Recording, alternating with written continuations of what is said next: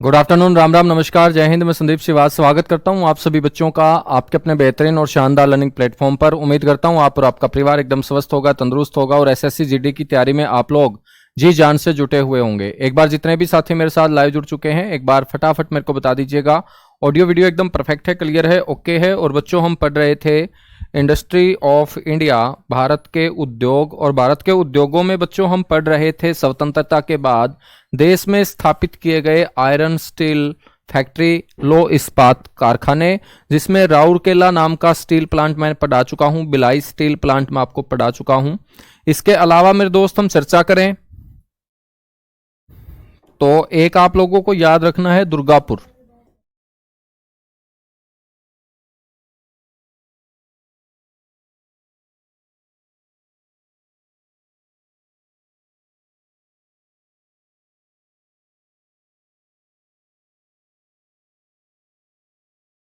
दुर्गापुर लो इस्पात कारखाना।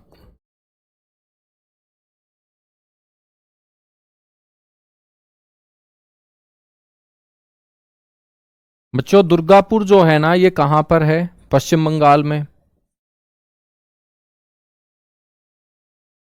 पश्चिम बंगाल में है दुर्गापुर, है ना। और दुर्गापुर के अंदर जो आयरन स्टील फैक्ट्री है, आपसे ये क्वेश्चन पूछा जाएगा दोस्त कि ये जो आयरन स्टील फैक्ट्री है किसके सहयोग से स्थापित की गई? तो मेरे भाई आपको बोलना है ब्रिटेन देश के सहयोग से।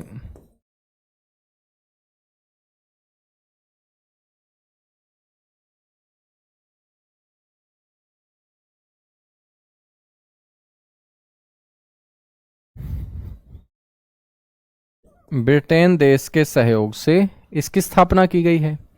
और आपसे यह भी पूछा जा सकता है कि कौन सी पंचवर्षीय योजना के दौरान इसको स्थापित किया गया था? तो दोस्त, इसको भी दूसरी पंचवर्षीय योजना के दौरान स्थापित किया गया था। तो यह भी पॉइंट बड़ा इंपॉर्टेंट हो जाएगा। अभी तक मैंने स्वतंत्रता के बाद जो 3 आपको आयरन स्टील फैक्ट्री पढ़ाई है, वो दूसरी पंचवर्षीय योजना के दौरान ही।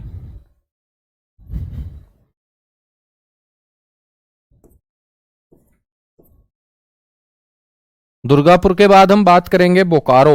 बोकारो सुना है तुम लोगों ने? नहीं सुना है तो अभी सुन लीजिएगा। Bokaro steel plant.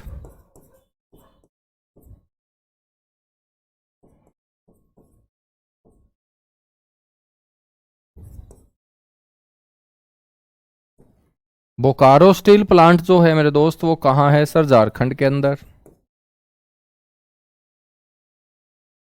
अब आपका मन करेगा ये पूछने का कि सर बोकारो को भी क्या किसी देश ने सहायता की है स्थापित करवाने में? बिल्कुल की है मेरे भाई। बोकारो नाम का जो स्टील प्लांट है ना, इसको सोवियत संघ, यूएसएसआर जिसे बोलते हैं,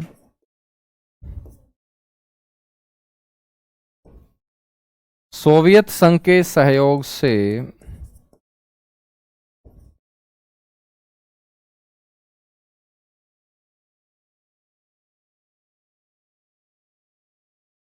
स्थापित किया गया है। हम बात करें तो कौन सी पंचवर्षीय योजना?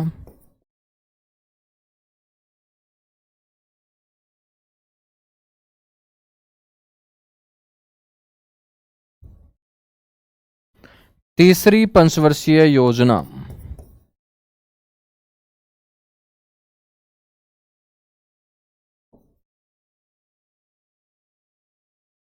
तीसरी पंचवर्षीय योजना के दौरान मेरे दोस्त इसको स्थापित किया गया था, बोकारो स्टील प्लांट को। सर जी, सिलेबस कब खत्म होगा? बेटा, सिलेबस तो फोन बंद करने के बाद ही खत्म होगा। जब तक तुम फोन चलाओगे, RWA का नोटिफिकेशन डेली आता रहेगा, आपको क्लास लगानी पड़ेगी। ये जरूर आप लोग ध्यान रखें, ठीक है? याद रखोगे? हाँ।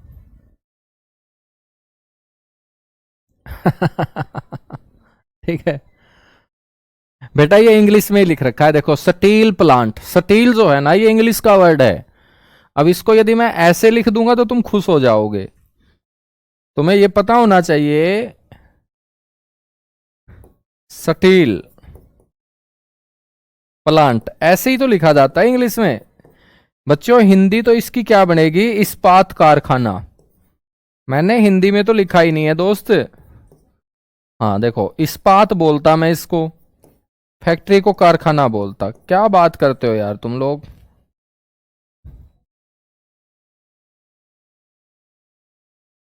हैं? इंग्लिश में ही लिखा है मैंने ये। क्या बात है। पूर्वज वगैरह कहीं इंग्लैंड वगैरह से, ईस्ट इंडिया कंपनी के अधिकारी तो नहीं थे यार तुम्हारे घर वाले? बहुत ज्यादा प्यार करते हो यार तुम लोग इंग्लिश से। इंग्लिश आनी चाहिए, ये अच्छी बात है, लेकिन हिंदी इंग्लिश से पहले आनी चाहिए, ये और भी अच्छी बात होगी।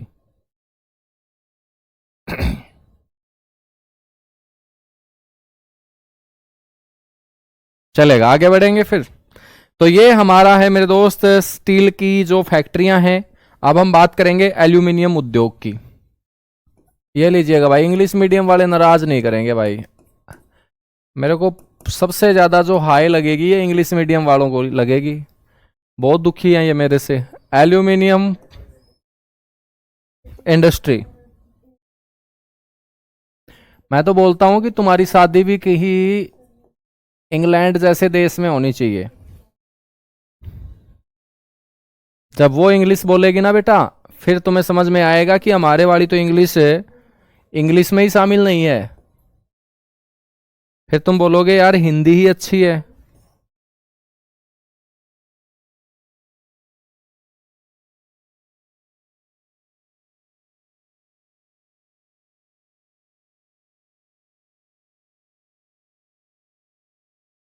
घर में भी तुम ऐसे ही बात करते हो क्या? हैं? मान के चलिएगा आपको आपके भाई को बुलाना हो तो इंग्लिश में ही बोलते होंगे सारे के सारे, हे ब्रो कम हेयर, ऐसे बोलते हो तुम? Give me a glass of water, ऐसे बोलते हो?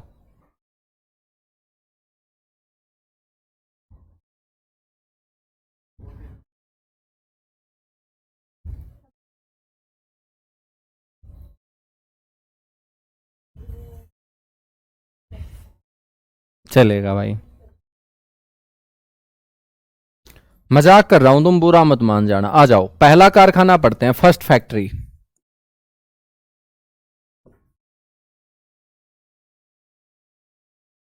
प्रथम कारखाना।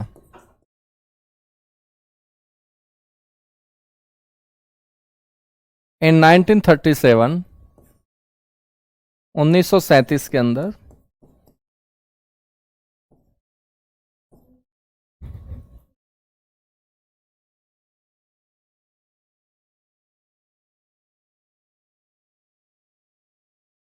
जेके सिटी,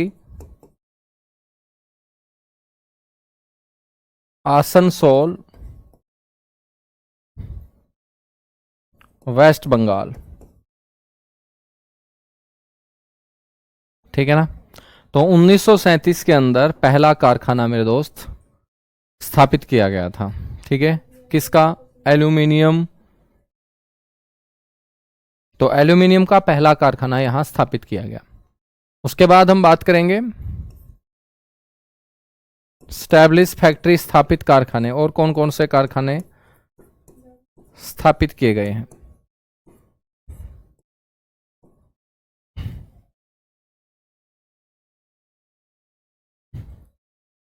बच्चों सबसे पहला कारखाना आप लोगों को यहां पर याद रखना है, कौन सा? बाल्को। बाल्को। सर जी ये बाल्को क्या है? बेटा बाल्को की फुल फॉर्म होगी Bharat aluminium company. Bharat aluminium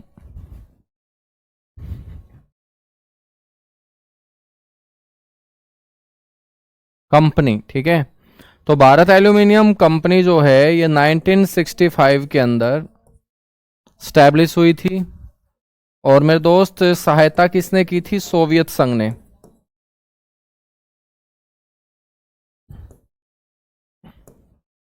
रूस हमारी हमेशा से सहायता करते आया है बच्चों। यूएसएसआर की सहायता से, यूएसएसआर की हेल्प से हमने भारत एल्यूमिनियम कंपनी 1965 के अंदर बच्चों स्थापित की। अब सर स्थापित कहाँ की? तो मेरे दोस्त ये कंपनी है कोरबा नाम की जगह के ऊपर। और कोरबा कहाँ है गुरुजी? कोरबा पड़ता है बहुत दूर। कितना दूर पड़ता है? छत्तीसगढ़ में पड़ता है दोस्त।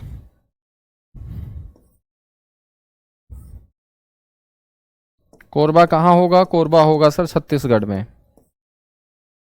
बालको के बाद सर जी, बालको के बाद इससे मिलता जुलता नाम है नालको। क्या है मेरे दोस्त? नालको।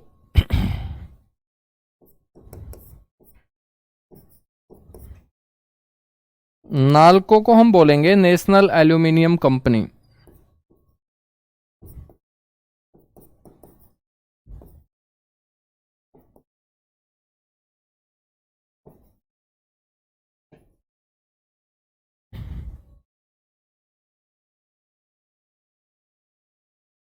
नेशनल एल्यूमिनियम कंपनी जो 1981 1981 के अंदर मेरे दोस्त स्थापित हुई। और भाई आपसे कोई पूछ ले कि कौन से देश ने हेल्प की थी, तो फ्रांस वाले भी हमारी सहायता करते आए हैं। यूरोप महाद्वीप का देश फ्रांस, जिसकी कैपिटल पेरिस आप पढ़ते हैं। तो फ्रांस देश के सहयोग से हमने नालको नेशनल एल्यूमिनियम कंपनी को स्टैब्लिश किया 1981 के अंदर। नालको को सर कहां पर स्थापित किया गया है दोस्त? बताइएगा फटाफट। नालको, नालको कंपनी जो है कहां है? ये एक जगह पड़ती है दामनजोड़ी। सुनी है तुमने? नहीं सुनी है तो अब सुन लीजिएगा। दामनजोड़ी नाम की जगह पड़ती है। सर जी कहां पर? उड़ीसा में। उड़ीसा तो सुना होगा, बिल्कुल सुना है। नालको, नालको के बाद बेटा हम बात करेंगे हिंडाल्को। अच्छा, छत्तीसगढ़ से हो? बहुत बढ़िया, क्या बात है भाई। अब हिंदी मीडियम वाले छेड़ने लगे कि सर हिंदी में लिखो। तुम्हें पता है छेड़खानी की कौन सी धारा लगती है? घर बैठे बैठे तुम ऐसे छेड़ोगे तो बेटा भारतीय न्याय संहिता की कौन सी धारा लगती है? राम सर से पूछना पड़ेगा। हिंडाल्को, हिंडाल्को क्या होगा? Hindustan aluminium company. हिंदुस्तान मेरी जान, ये तो हमने कल बोला था ना 26 जनवरी को। हिंदुस्तान एल्यूमिनियम कंपनी मेरे दोस्त 1958 1958 के अंदर स्थापना हुई इसकी, हिंडाल्को की। और तुम्हें यह पता होना चाहिए कि भाई ये कहां पर है हिंडाल्को? रेणुकूट। सर जी ये रेणुकूट नाम की जगह कहां है? सोनभद्र जिले के अंदर है मेरे दोस्त रेणुकूट। उत्तर प्रदेश वाले जितने भी भाई बहन क्लास में जुड़े हुए हैं, नाम बहुत अच्छा है रेणुकूट। रेणुकूट सोनभद्र डिस्ट्रिक्ट में है। और सोनभद्र डिस्ट्रिक्ट उत्तर प्रदेश का डिस्ट्रिक्ट है अपना, बड़ा प्यारा सा डिस्ट्रिक्ट है, ठीक है ना। हिंडाल्को की स्थापना यहां हुई है। सर जी इसकी स्थापना क्या किसी देश के सहयोग से हुई? बिल्कुल, बिना सहयोग के तो हम कुछ करते ही नहीं है दोस्त। यूएसए के सहयोग से, यूनाइटेड स्टेट ऑफ अमेरिका ने हमारी सहायता की। अमेरिका भी हमारी सहायता कर देता है क्या? आजकल तो नहीं कर रहा बच्चों। डोनाल्ड ट्रंप जो है ना, सारा दिन मुंह फुलाए रहते हैं, भारत के ऊपर बड़ा गुस्सा रहते हैं, पता नहीं क्या कर दिया। लगता है मेरे को नरेंद्र मोदी ने गुदगुदी करती है ना डोनाल्ड ट्रंप के।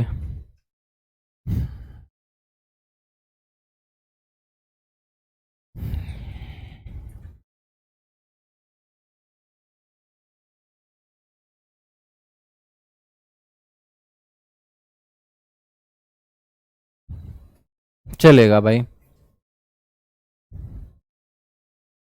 अब फटाफट नोट करो, उसके बाद आगे बढ़ेंगे। सर इनसे सवाल पूछा जाता है क्या? बेटा और क्या पूछा जाएगा इनसे? अब ये पेपर में ही तो आएंगे, ऐसा थोड़ी है कि किसी की शादी में दहेज के रूप में आएंगे ये क्वेश्चन। पेपर में ऐसे ही क्वेश्चन पूछे जाते हैं। हिंडाल्को के बाद हम बात करेंगे इंडाल्को। कितना आसान है देखो, हिंडाल्को, इंडाल्को, बाल्को, नाल्को,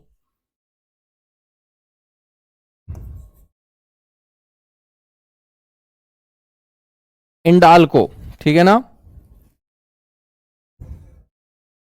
तो इसको हम बोलेंगे इंडियन एल्यूमिनियम कंपनी।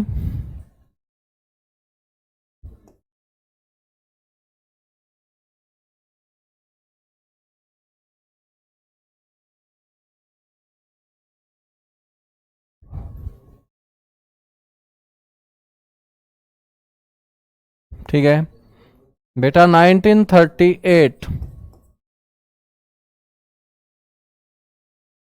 1938 के अंदर स्टैब्लिशमेंट हुई इसकी। कौन से देश ने सहारा लगाया सहायता की? कनाडा देश ने।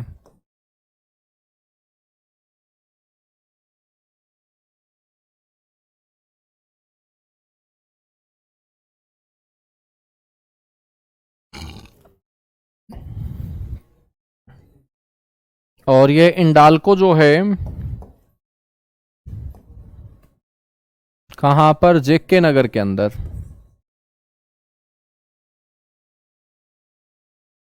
और जेके नगर मेरे दोस्त कहां पर? वेस्ट बंगाल, पश्चिम बंगाल के अंदर।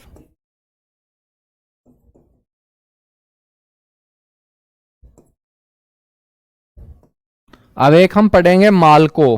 देखो कितने अच्छे अच्छे नाम है, मजा आ रहा है ना, बोलने में मजा नहीं आता? मालको, इंडाल्को, इंडाल्को, नालको, मालको। मालको का मतलब मैसूर।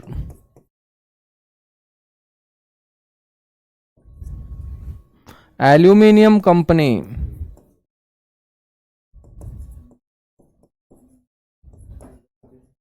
मजा आ रहा है ना बच्चों बोलते हुए? एक बार बोल के बताओ इसको, क्या बोलोगे तुम इसको? मालको, इंडाल्को, ठीक है।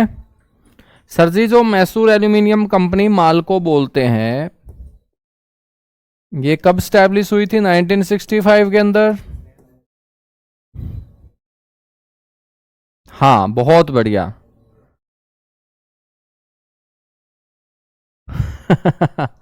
सर जी इटली देश ने सहयोग किया था। एक बच्चे ने बहुत अच्छा आंसर दिया है, ये पक्का अब की बार वर्दी पहनेगा। इटली देश के सहयोग से। आपकी क्लास में मैं एक बात बताऊं, अभी तक मैंने आपको ये बात बताई नहीं है, मैंने जानबूझकर आपको ये बात नहीं बताई। एक बार लिखो बताओ, फिर मैं तुम्हारी क्लास के बारे में एक बात बताऊंगा जो मैंने नोट की है अभी तक।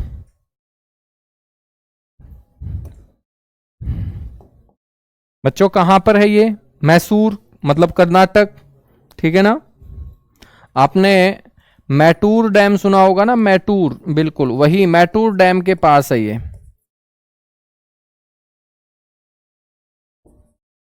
सेलम नाम की जगह, तमिलनाडु।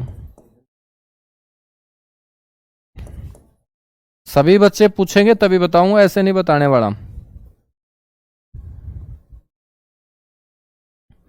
सारे के सारे बच्चे, इतनी बड़ी संख्या में बच्चे जुड़े हुए हैं, हजारों संख्या में बच्चे जुड़े हुए हैं, वो कमेंट तुम्हारे आ रहे हैं सैकड़ों की संख्या में। तो बेटा ऐसा नहीं है कि बाकी पूछना ही नहीं चाहते तो हम बताएंगे नहीं ऐसे फिर। मालको के बाद आ जाओ वेदांता। चलो इसको तो हिंदी में लिख दूं,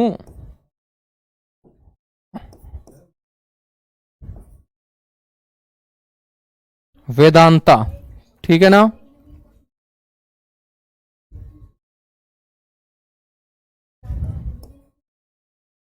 1976 के अंदर, 1976। और जर्मनी देश ने मेरे दोस्त सहायता की थी।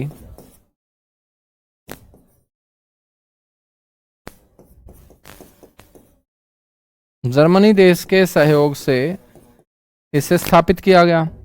सर कहां है वेदांता? मेरे दोस्त ये है, नाम तो है बहुत अटपटा, झारसुगुडा।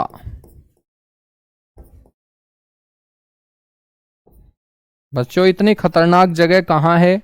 सर उड़ीसा में है। झारसुगुडा कहां है? उड़ीसा के अंदर। हाँ अब मैं बताता हूं, मैं बता क्या रहा था, मैं ये भूल गया यार। हाँ ये बता रहा था मैं कि बच्चों जितने भी बैच मैंने अभी तक आरडब्ल्यू पढ़ाए हैं ना, सबसे जबरदस्त बैच मेरे को आपका लगा है। क्यों लगा है?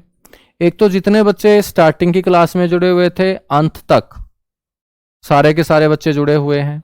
दूसरा क्या है कि आप बहुत अच्छी तैयारी किए बैठे हैं और बहुत सारे क्वेश्चन आप मेरे साथ साथ आंसर दे देते हैं, जिनमें बहुत अच्छे लेवल के क्वेश्चन भी होते हैं। तो इससे ये साबित होता है कि भाई मैक्सिमम बच्चा जो है ना इस बैच से सिलेक्ट होने वाला है। ठीक है। और एसएससी जीडी का सम्मान समारोह एक तो अपना कल है, और अगला जो एसएससी जीडी का सम्मान समारोह होगा तो तुम सारे के सारे खपीटर बच्चे जितने भी हैं सिलेक्ट होके उस सम्मान समारोह में आगे वाली कुर्सियों पे बैठे हुए नजर आएंगे मेरे को। ठीक है ना? हाँ, तो मैंने ये एक ऑब्जर्व किया है कि भाई बहुत ही अच्छे बच्चे मेरे साथ जुड़े हुए हैं, बहुत बढ़िया। अब मेरे को पता है कुछ बच्चों को यकीन नहीं होगा, वो खुद के ऊपर ही डाउट करेंगे यार कि मैं इतना अच्छा तो नहीं हूं, सर क्यों बोल रहे हैं मेरे को इतना अच्छा। इस बात से भी जलन है उस बच्चे को कि भाई हमें अच्छा क्यों बोला जा रहा है, हम है ही नहीं अच्छे। है ना? ऐसे भी बच्चे होंगे कुछ जो अपने ऊपर डाउट, कुछ तो शीशे के सामने पहुंच गए होंगे कि यार जैसा सर ने तारीफ किया है ऐसा तो मैं बिल्कुल भी नहीं हूं। नहीं, ऐसा नहीं है बेटा। जो प्रतिभा होती है ना वो खुद को नहीं दिखाई देती, वो दूसरे को दिखाई देती है, सामने वाले को दिखाई देती है हमेशा। ठीक है? हाँ, तो आपकी प्रतिभा को मैंने पहचान लिया है, तो ये समझ लीजिएगा कि आप इसी तरीके से मेहनत करते रहिएगा और अगले सम्मान समारोह में तुम सारे के सारे बच्चे आगे वाली कुर्सियों पे बैठे हुए नजर आएंगे। ठीक है? तो यहां तक हम कवर कर चुके हैं। 5-7 उद्योग और मैं आपको पढ़ा देता हूं, उसके बाद हम मेरे दोस्त अगला टॉपिक जो है ना वो स्टार्ट करेंगे।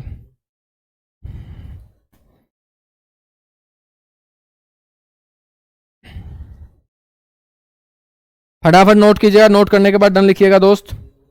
हाँ, कल आपकी क्लास नहीं होगी दोस्त। बिल्कुल, एक बच्चा पूछ रहा है कल क्लास होगी सर, कल क्लास बिल्कुल नहीं होगी।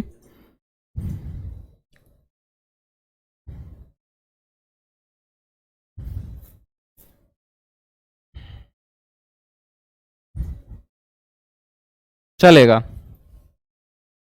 कुछ अन्य उद्योग और हम पढ़ते हैं।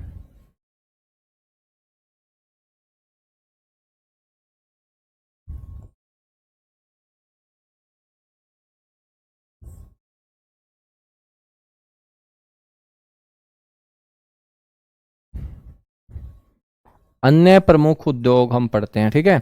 अन्य प्रमुख उद्योगों में एक तो आपसे पूछा जाएगा ताला उद्योग। ताला उद्योग, भाई साहब जो ताला बनाते हैं ना वो ताला तोड़ना भी जानते हैं।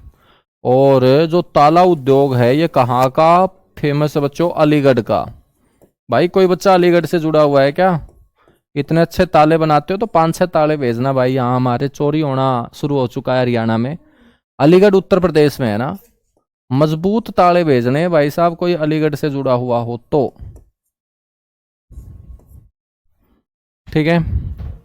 उसके बाद कांच उद्योग या ग्लास इंडस्ट्री बोल देंगे, कांच को ग्लास बोल देते हैं। या बच्चों कांच की चूड़ियां भी जो महिलाएं पहनती है ना कलाई में, बैंगल्स जिनको हम बोलते हैं, ग्लास बैंगल्स। ठीक है?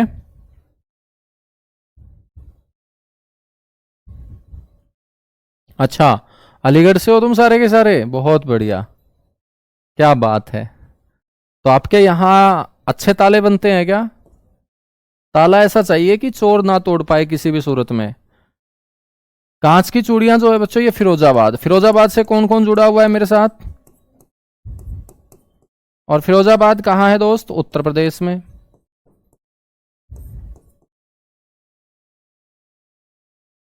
ठीक है? उसके बाद आ जाता है इस्पात उद्योग, यानी कि स्टील के लिए सबसे ज्यादा कौन जाना जाता है? भिलाई, छत्तीसगढ़ का भिलाई।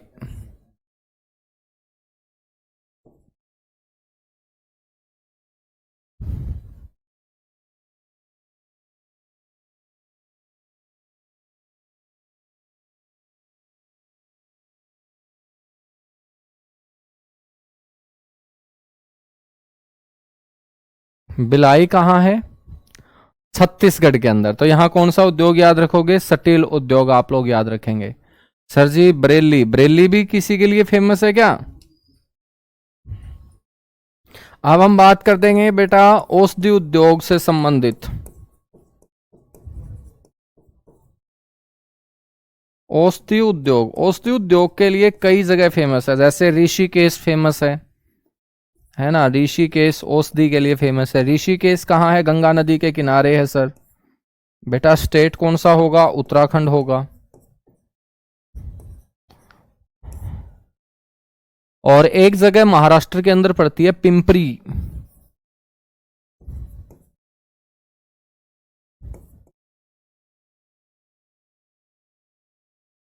पिंपरी महाराष्ट्र,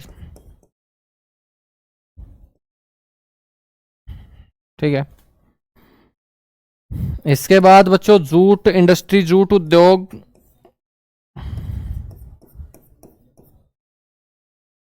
पश्चिम बंगाल।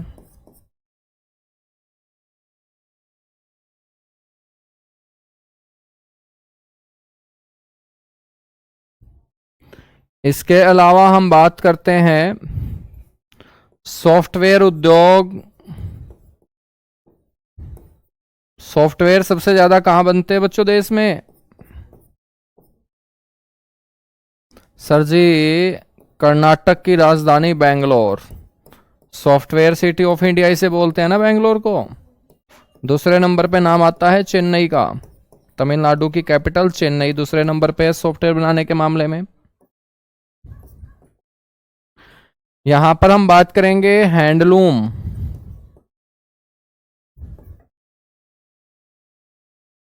या बुनकर उद्योग। भाई साहब इसमें हमारे हरियाणा का नाम आता है। वाह भाई वाह, मौज कर दी है। कहीं तो हमारे हरियाणा का नाम आया यार। हैंडलूम या बुनकर उद्योग पानीपत, मौज कर दी भाई, वाह भाई वाह। देखो अपने स्टेट का कोई भी शहर का जब नाम सुनते हैं तो एक अलग ही खुशी मिलती है ना। जैसे पानीपत का नाम सुनकर मेरे को खुशी मिली है, वाह भाई वाह। तो पानीपत हरियाणा हैंडलूम या बुनकर उद्योग के लिए जाना जाता है। उसके बाद इंटीग्रल रेल कोच फैक्ट्री।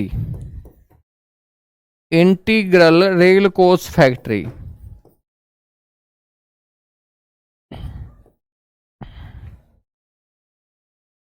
भाई साहब इंटीग्रल रेल कोच फैक्ट्री जो है ना, ये पेराम्बूर के अंदर है, पेराम्बूर। और पेराम्बूर नाम की जगह है लाडले बच्चों तमिलनाडु के अंदर। कहां है? तमिलनाडु के अंदर।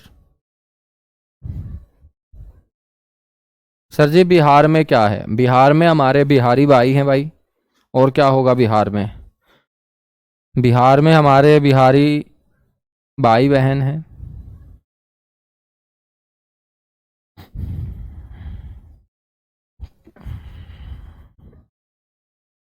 सर जी आपकी इंस्टाग्राम आईडी बताओ। वाह भाई वाह, क्या करेगा इंस्टाग्राम आईडी का? दिल्ली में तेरे को मिल तो जाता हूँ यहाँ 1 बजे, तो यहीं पर बातें कर लिया कर मेरे साथ तू, हैं? चलेगा भाई। तो ये अपना छोटा सा टॉपिक आपके एसएससी जीडी के एग्जाम के पॉइंट ऑफ व्यू से मैंने कवर करा दिया है। इतना सा ही आपको करना होता है, ठीक है।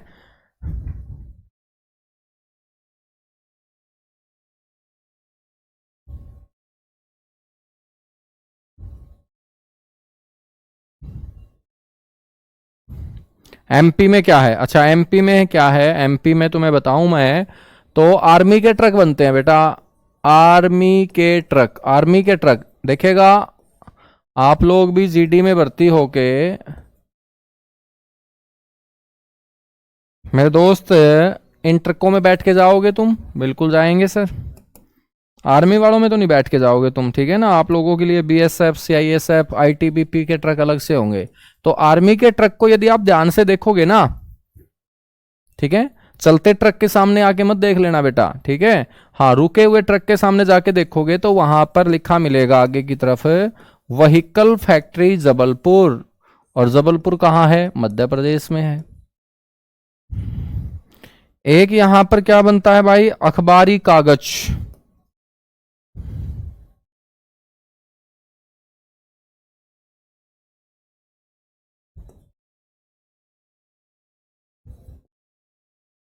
अखबारी कागज के लिए एमपी जाना जाता है, ठीक है ना।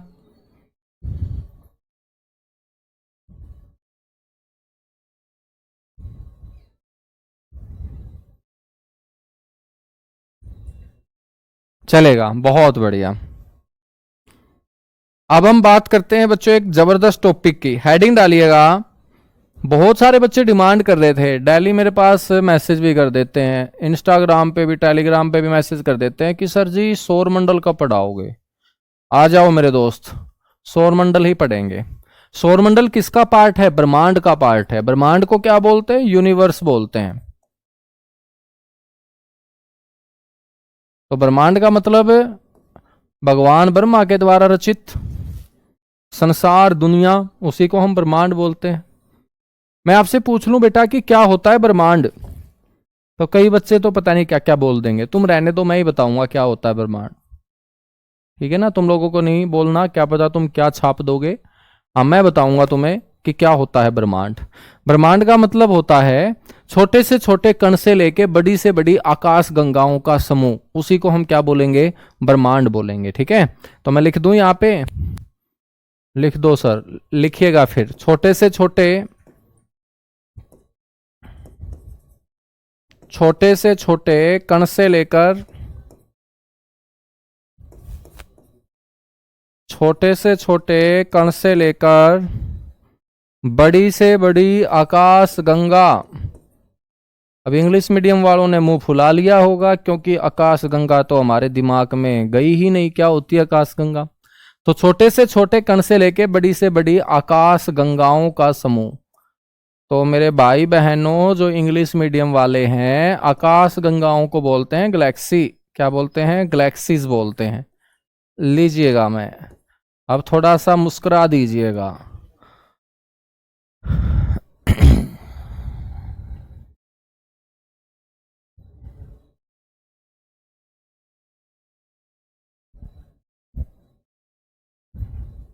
हाँ, बहुत बढ़िया भाई। तो छोटे सा छोटा जो डस्ट पार्टिकल होगा, उससे लेके बड़ी से बड़ी जो गैलेक्सीज होंगी बच्चों, उन सभी को जहां हम शामिल करेंगे, उससे क्या बनेगा? ब्रह्मांड बनेगा। कोई भी चीज जो आपने पढ़ी हो, सुनी हो, ना पढ़ी हो, ना सुनी हो, यदि वो कहीं पर भी है मेरे दोस्त, तो वो हमेशा ब्रह्मांड में ही काउंट की जाएगी। ब्रह्मांड से बाहर मेरे दोस्त कुछ है ही नहीं। सारी चीजें, चाहे आपने वो देख रखी है या नहीं देख रखी, सुन रखी है या नहीं सुन रखी, मेरे दोस्त वो सारी की सारी चीजें ब्रह्मांड के अंदर ही लाइज करती हैं, ठीक है। तो छोटे से छोटे कण से लेके बड़ी से बड़ी आकाश गंगाओं का जो समूह है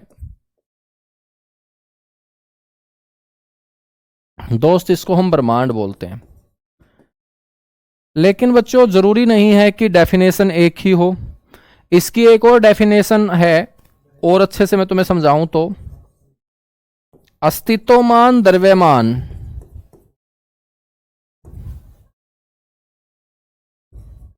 अस्तित्वमान द्रव्यमान वह ऊर्जा का अच्छा, द्रव्यमान को क्या बोलेंगे? फिर ये इंग्लिश मीडियम वाले मुंह फुलाएंगे। एक मिनट रुको भाई, द्रव्यमान को बोल देंगे भाई मास, ठीक है ना। द्रव्यमान और ऊर्जा, मेरे दोस्त ऊर्जा को क्या बोलेंगे? एनर्जी बोल देंगे, है ना। अस्तित्वमान द्रव्यमान और ऊर्जा का सम्मिलित रूप ब्रह्मांड कहलाता है। अभी समझाऊंगा, तुम मुंह मत फुलाओ, एक मिनट रुक जाओ तुम, ठीक है। हाँ, तो बेटा मुंह मत फुलाओ, अभी समझाऊंगा, बस लिख रहा हूं, एक बार तो समझा के चलूंगा मैं तुम्हें। अब देखिएगा बच्चों, इसका मतलब है कि कोई भी चीज, चाहे हमने देखी हो या ना देखी हो, चाहे वो कितनी भी छोटी क्यों ना हो और कितनी भी बड़ी क्यों ना हो, हम उसी चीज को ब्रह्मांड में काउंट करेंगे यदि उस चीज का कोई ना कोई मास हो, यानी कि द्रव्यमान हो। और उसके अंदर कोई ना कोई एनर्जी भरी हो। तो कोई भी ऐसा पार्टिकल, चाहे वो कितना भी छोटा क्यों ना हो, तो उस डस्ट पार्टिकल का भी तो कोई ना कोई मास होता है, चाहे वो कितना भी कम क्यों ना हो। और मेरे दोस्त, उसके अंदर एक एनर्जी भी भरी होती है, चाहे वो कितनी ही बड़ी ना हो क्यों ना हो। तो बच्चों, कोई भी पार्टिकल जिसका कोई मास होगा, कोई ऊर्जा उसके अंदर भरी होगी, उसी को हम ब्रह्मांड में काउंट करेंगे। ठीक है ना, उसी को हम ब्रह्मांड में काउंट करेंगे। अब आप बोलोगे कि सर फिर ब्रह्मांड में काउंट हम किसको नहीं करेंगे? तो बेटा मैं बहुत अच्छा एग्जांपल तुम्हें देता हूं। अब आप में से कितने ऐसे लोग हैं जिनकी शादी हो रखी है? मेरे हिसाब से कोई नहीं होगा, है ना। इतनी अच्छी किस्मत कहाँ हमारी सर, बिना नौकरी कोई आ जाए घर में रिश्ता लेके, है ना। तो बेटा देखिएगा, यदि आपकी शादी हुई होती और आपकी पत्नी की लड़ाई हो जाती, तो आप उसको क्या बोलते प्यार से? भूतनी बोलते, या और ज्यादा प्यार आ जाता तो चुड़ैल बोलते। बस ठीक है, यहीं तक बच्चों लास्ट रहती है स्टेज।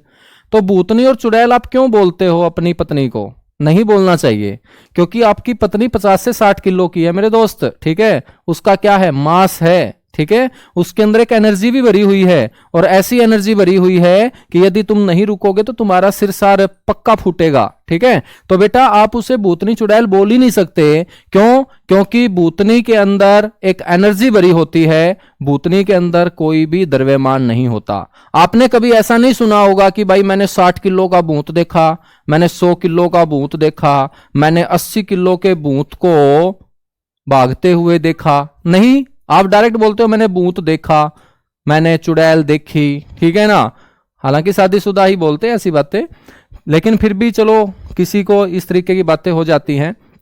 तो बच्चों, भूत जो होता है ना, उसका कोई मास नहीं होता, उसके अंदर एक एनर्जी जरूर होती है जिसको हम नेगेटिव एनर्जी बोलते हैं, और वो नेगेटिव एनर्जी अपने शरीर की पॉजिटिव एनर्जी के ऊपर हावी हो जाती है। इसलिए हम थोड़ा सा डर जाते हैं, और डर को ही भूत बोलते हैं। क्या बोलते हैं? भूत बोलते हैं।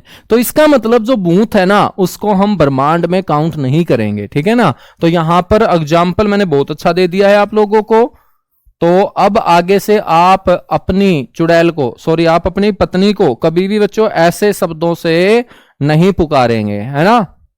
हाँ, घरेलू हिंसा का केस भी हो सकता है यदि इस तरीके की बातें आपने कर दी तो। बस तुम्हें समझाने के लिए मैंने एग्जाम्पल दिया है। द्रव्यमान और ऊर्जा का सम्मिलित रूप, ठीक है, यदि मास नहीं है उसको ब्रह्मांड में काउंट नहीं करेंगे हम। ठीक है,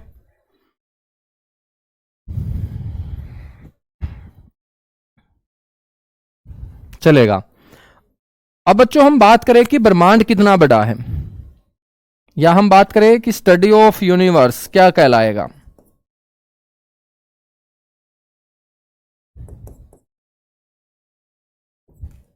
ब्रह्मांड का अध्ययन क्या कहलाता है दोस्त?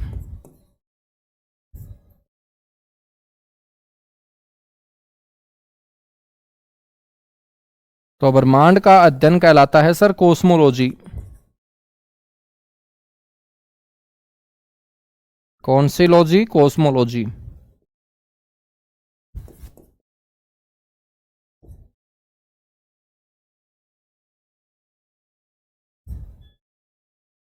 ब्रह्मांड का अध्ययन क्या कहलाएगा?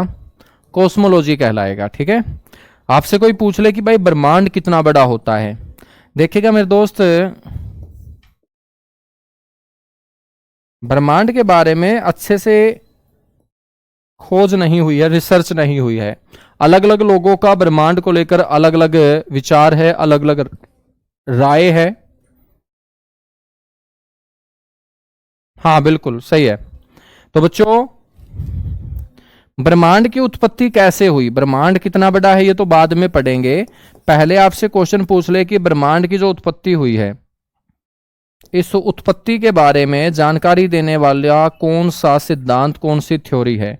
तो ब्रह्मांड की उत्पत्ति के बारे में जानकारी देने वाला सिद्धांत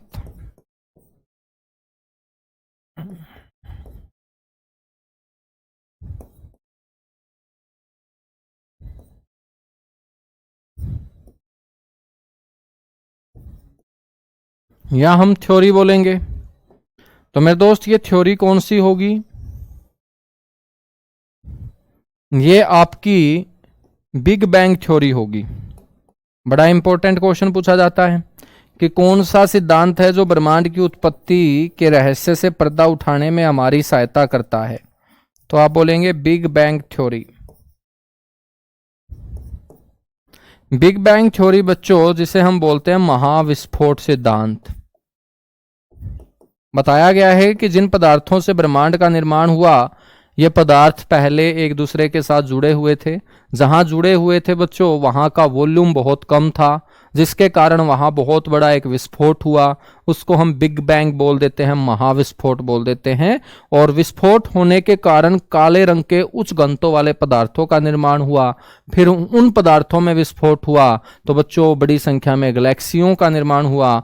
गैलेक्सी के अंदर बहुत सारे तारे बने। उन तारों के आसपास आकाशीय पिंडों ने घूमना स्टार्ट कर दिया। उनको हमने प्लेनेट बोल दिया। प्लेनेट के चारों ओर जिन्होंने चक्कर काटना शुरू कर दिया, उनको हमने मेरे दोस्त क्या बोल दिया? सैटेलाइट बोल दिया, उपग्रह बोल दिया, है ना।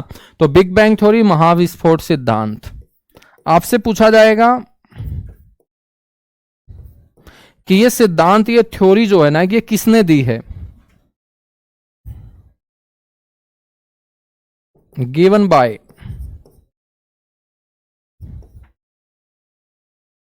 ये सिद्धांत दिया है बच्चों एक पादरी, जिसका नाम है जॉर्ज एब लेमेंथियर।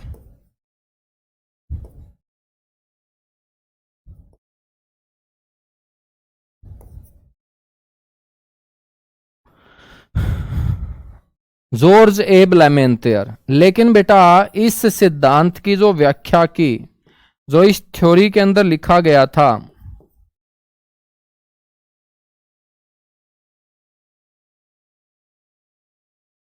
वो एक्सप्लेन किसने किया है?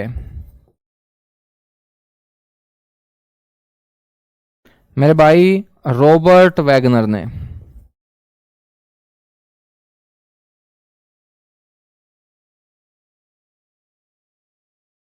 रॉबर्ट वैगनर नाम का साइंटिस्ट था, जिसने मेरे दोस्त इस थ्योरी को एक्सप्लेन किया 1967 के अंदर, 1967 में। जो बातें ब्रह्मांड को लेकर, ब्रह्मांड की उत्पत्ति को लेकर इस थ्योरी में लिखी गई थी, वो सारी की सारी बातें रॉबर्ट वैगनर ने लोगों के सामने रखने का काम किया था। ठीक है ना? बिल्कुल, बहुत बढ़िया।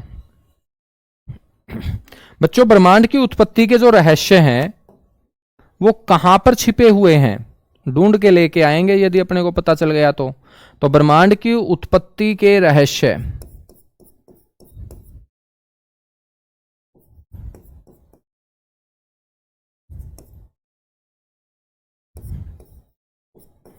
छिपे हुए हैं। भाई साहब, कहां छिपे हुए हैं? तो ये हिग्स बोसोन नाम के पार्टिकल हैं, उनमें छिपे हुए हैं। तो आपको याद रखना है दोस्त कि ब्रह्मांड की उत्पत्ति के रहस्य किसमें छिपे हुए हैं? हिग्स बोसोन पार्टिकल के अंदर।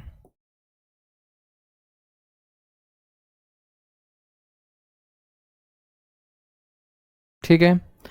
अब जब हिग्स बोसोन पार्टिकल में ब्रह्मांड की उत्पत्ति के रहस्य छिपे हुए हैं और हमें यह पता लग गया कि भाई ब्रह्मांड जो है ना, ब्रह्मांड, इसका निर्माण कैसे हुआ है, तो इसका मतलब हम भगवान को भी ढूंढ लेंगे, क्योंकि भगवान भी तो ब्रह्मांड में ही मिलेगा कहीं ना कहीं। ठीक है बच्चों, हमें ब्रह्मांड की उत्पत्ति का अभी तक पता नहीं चला है कि कैसे उत्पत्ति इसकी हुई है, इसको लेकर कॉन्ट्राडिक्शन है।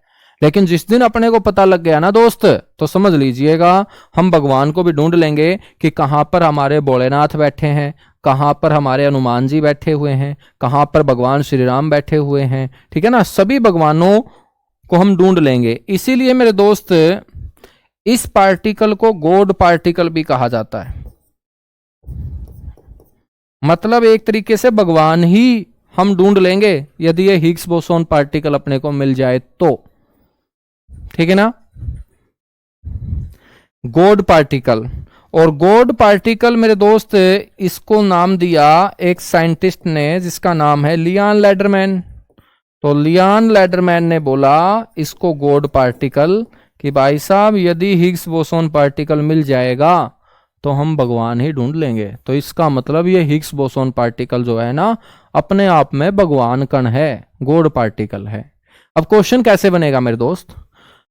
क्वेश्चन ऐसे पूछा जाएगा कि बताइएगा ब्रह्मांड की उत्पत्ति के बारे में जानकारी देने वाला सबसे अच्छा सिद्धांत, सबसे अच्छी जो थ्योरी है वो कौन सी है? आप बोलेंगे बिग बैंग थ्योरी है। बिग बैंग थ्योरी किसने दी है? तो आप बोलेंगे जॉर्ज एबेलमेंटियर ने।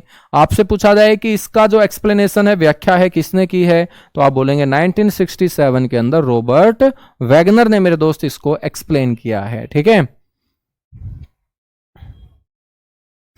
मेरे दोस्त, फिर आपसे पूछा जाएगा कि भाई ब्रह्मांड की उत्पत्ति के रहस्य कौन से कण में छिपे हुए हैं? तो आपको बोलना है हिग्स बोसोन पार्टिकल में छिपे हुए हैं।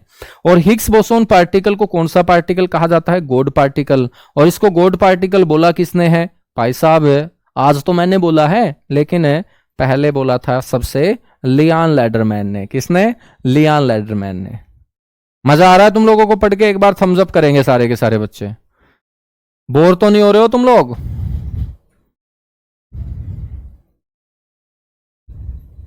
हाँ, तुम एक बात से तो बोर हो सकते हो। हाँ, ये मेरा जो कोट है ना, जैकेट, इसको देख के, क्योंकि पिछले 5-6 दिन से लगातार इसी को देख रहे होगे तुम, है ना? है ना बच्चों? हाँ, पढ़ाई से तो तुम बोर नहीं हो रहे होगे, इतना तो मेरे को पक्का भरोसा है, क्योंकि बहुत इंटेलिजेंट बच्चे हो तुम लोग, और इंटेलिजेंट बच्चे कभी भी पढ़ाई से बोर होते ही नहीं है।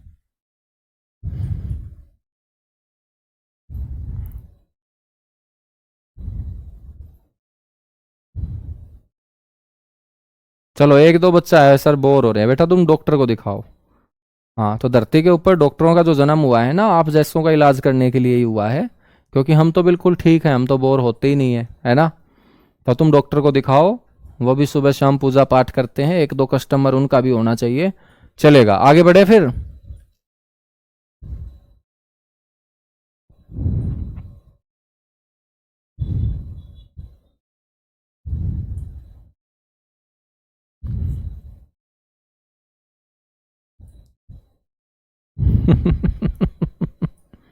चलेगा। तुम बहुत डायलॉग मारते हो यार।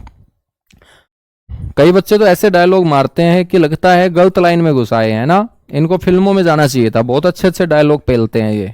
चलेगा, अब हम बात करेंगे ब्रह्मांड की। तो कई बार तो मेरे को लगता है कि ये जबरदस्ती गलत लाइन में घुसा दिए गए हैं। यूनिवर्स यानी कि ब्रह्मांड, बच्चों इसका जो व्यास है वो कितना है? व्यास समझते हो तुम इंग्लिश मीडियम वालों? डायमीटर बोलते हैं इसको, जो रेडियस का डबल होता है।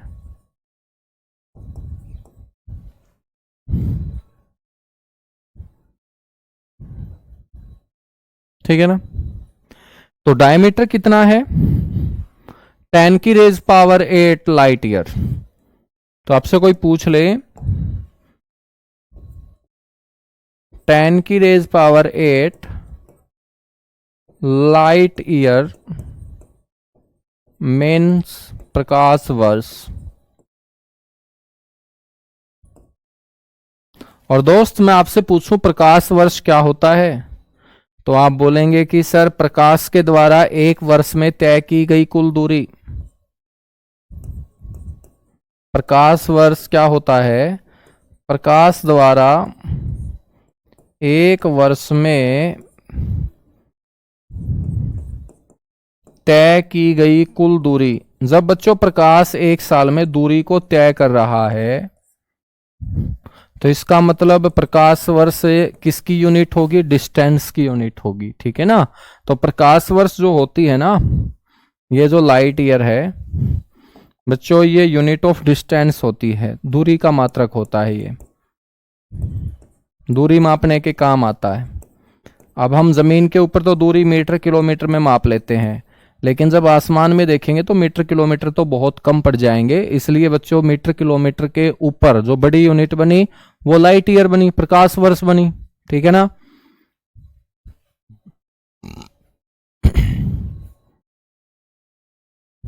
हाँ, दूरी की मात्रक होता है। अब जब दूरी का मात्रक है तो तुम्हारी जिज्ञासा बढ़ चुकी होगी ये क्वेश्चन पूछने के लिए कि सर जी फिर एक प्रकाश वर्ष में कितने मीटर या किलोमीटर होते हैं, क्योंकि हम तो दूरी मीटर या किलोमीटर में मापते हैं।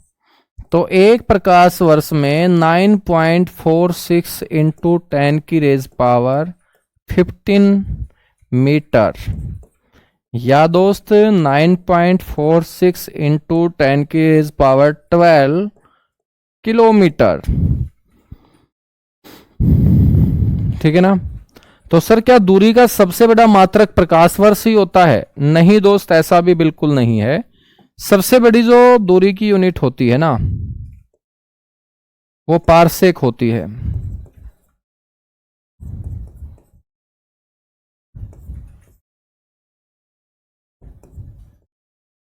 दूरी का जो सबसे बड़ा मात्रक होगा मेरे दोस्त, पारसेक होगा, पारसेक। अब तुम्हारा मन ये भी करेगा कि सर जी एक पारसेक किसके इज इक्वल टू होता है? तो मेरे दोस्त एक पारसेक का मतलब होता है, ये सबसे बड़ी यूनिट होती है पारसेक दूरी की। और एक पारसेक का मतलब है मेरे भाई 3.26 लाइट ईयर। आज के लिए करते हैं इतना सा, बाकी मिलेंगे परसों। ठीक है, मजे मजे में कवर करेंगे मेरे दोस्त इस टॉपिक को। हाँ, बिल्कुल भी आप लोगों को मुश्किल नहीं लगेगा ये टॉपिक। ठीक है, सारे के सारे जो प्लेनेट होंगे, सैटेलाइट होंगे, एस्ट्रॉयड होंगे, मेट्रॉयड होंगे, कोमेट होंगे, सोलर एक्लिप्स होगा, मून एक्लिप्स होगा, ये सारी की सारी बातें हम करेंगे। ठीक है, चलेगा बच्चों। Thank you, bye bye, love you आप सभी को।